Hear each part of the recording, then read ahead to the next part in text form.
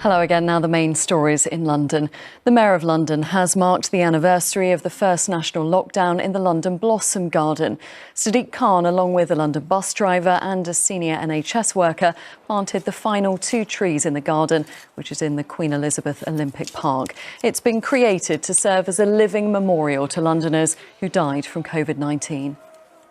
There are more than 18,000 families in London who've lost a loved one. Many of them, I'm afraid, didn't get a chance to be with their loved one when they lost their lives, and they've got to be in our thoughts and prayers, and that's why it's important for us to have this lasting, living memorial to remember those who've lost their lives.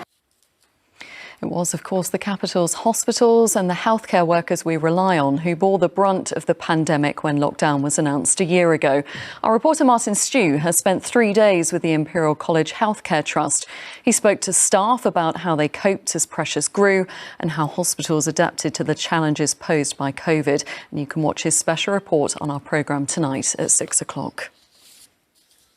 Unemployment in London has risen by 44,000 since January and is now at the highest rate of any region in the UK. That's according to new official figures.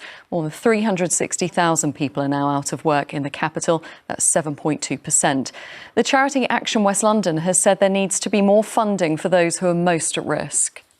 Young people are particularly badly affected by the pandemic, and they understand that, and that's why it's really important that more resources are put into helping young people get experience, to get apprenticeships, to expand the Kickstart scheme, basically to get more opportunities to learn about employment.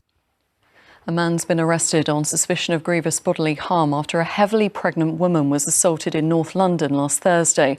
The man in his late 50s was arrested in Haringey. The 20-year-old victim said that she was approached from behind in Stamford Hill. A pillowcase was placed over her head and she was punched. Kew Gardens has created 2 memorial planting beds in memory of those who've died during the COVID-19 pandemic. They've partnered with the Yellow Hearts to Remember campaign, a support group for bereaved families. The 2 Yellow Heart designs are made up of over 1,000 bulbs and are blooming this spring.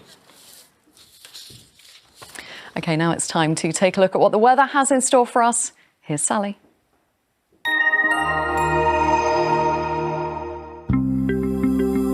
Making the most of it, whatever the weather. Octopus Energy sponsors ITV London weekday weather.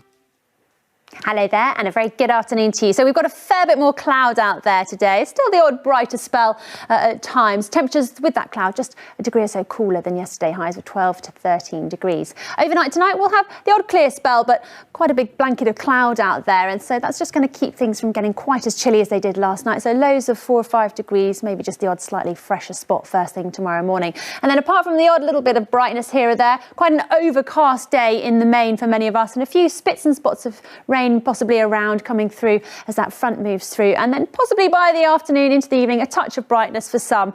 Temperatures will be fairly similar to today. I'll see you later on. Cheerio. Octopus Energy sponsors ITV London weekday weather. And that's all from us for now. We'll be back at 6 o'clock, but from all of us here, enjoy your afternoon. Bye-bye.